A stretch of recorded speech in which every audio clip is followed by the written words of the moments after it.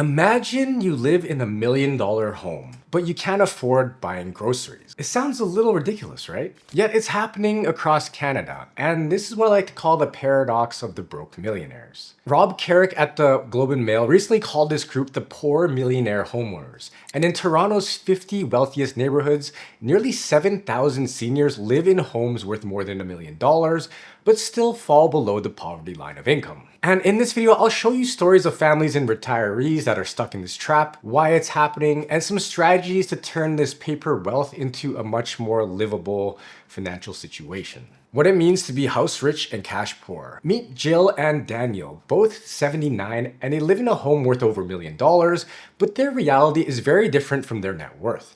With just $2,000 a month from their CPP and OAS, and only $50,000 in savings, they constantly worry about making ends meet. Since 1981, on an inflation-adjusted basis, home prices have jumped 163%, while wages grew just 24%.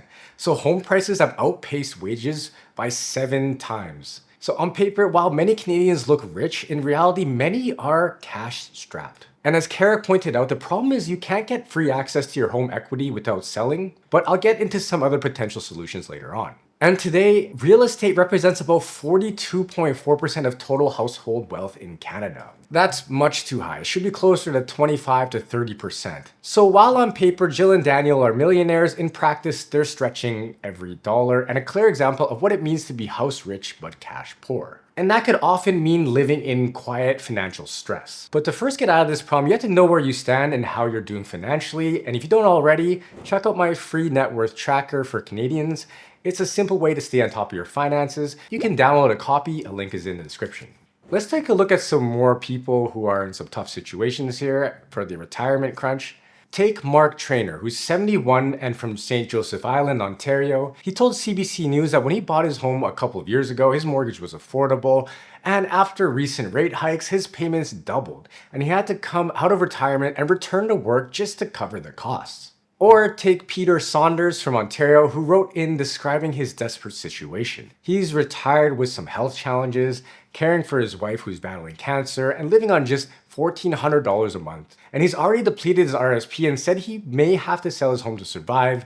And in his words, he said, "I never expected to retire and be housebound due to lack of income." So retirees are left debating some tough trade-offs. Should they draw down on their home equity to continue funding their own retirement, or hold it back to help with their kids and the next generation? The emotional cost, though, can be just as heavy as the financial one. Many seniors will feel trapped, sitting in a house that looks impressive on paper, but forces them into a frugal and anxious lifestyle. And with Canadians living longer than ever, the fear of outliving their savings will grow each year for these retirees. Let's talk about the squeeze on Canadian families. And for many younger Canadians, the numbers don't work as well anymore either. Meet Jack and Jill, who bought a $900,000 home in 2021 with a variable mortgage of around 1.5%. Their payments were around $3,000 per month because of the down payment that they put on it. But fast forward to 2025, with rates now closer to 5%, and their payments have jumped to around $4,500. While on paper they're millionaires, living in a home worth nearly $1 million,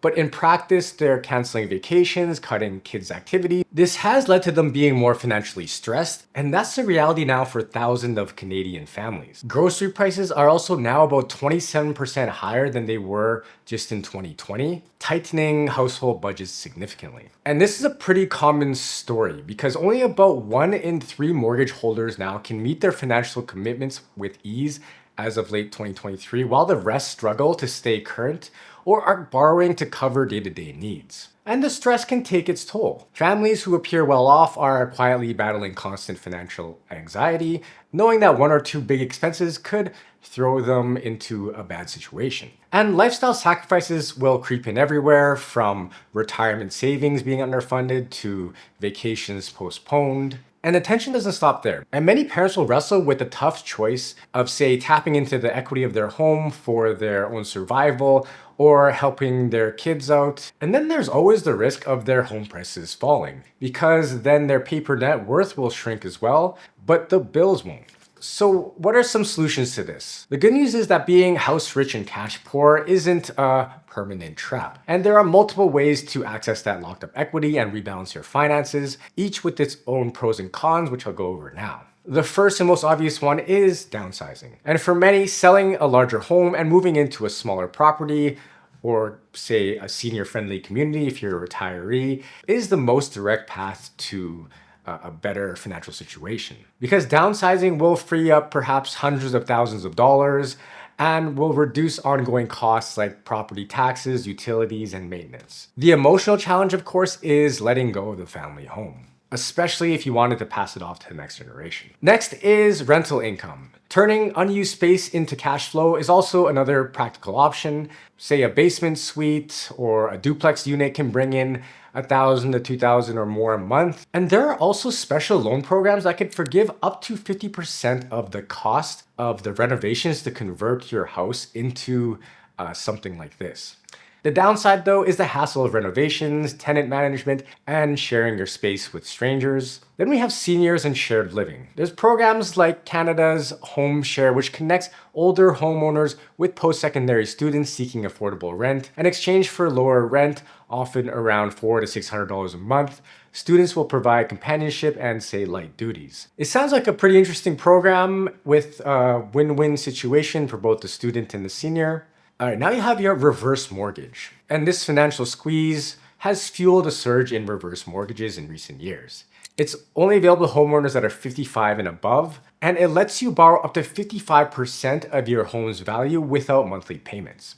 And the funds are tax-free and don't affect income-tested benefits such as OAS or GIS. The catch, though, is steep compounding interest, currently around 6 to 8%, I just checked it. But you might be able to use it strategically, like some small regular withdrawals instead of huge lump sums, and it can provide you with income while allowing retirees to age in place. Then we got our home equity line of credits, which are HELOCs. So HELOCs are cheaper and more flexible than reverse mortgages. They offer lower rates and interest-only payments, and they can serve as a useful buffer for emergencies or short-term cash flow, but they require strong credit and proof of income, which many retirees no longer have. Rising rates can also make them risky as payments increase along with interest costs. And here's a pro tip: set up a HELOC before retiring when income makes approval much easier.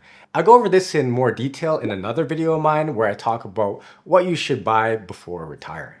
And then we have what I think is the best solution, which is diversification. This is the long-term solution, which is reducing reliance on a single illiquid asset, such as real estate. Building wealth in your TFSAs and RSPs using things like stocks and ETFs spreads the risk and creates predictable income streams. Diversification also ensures flexibility because when bills rise, you don't need to borrow against your house. You already have some liquid cash flow. And obviously this is something that might be difficult for retirees to do, but definitely younger people can start working towards this.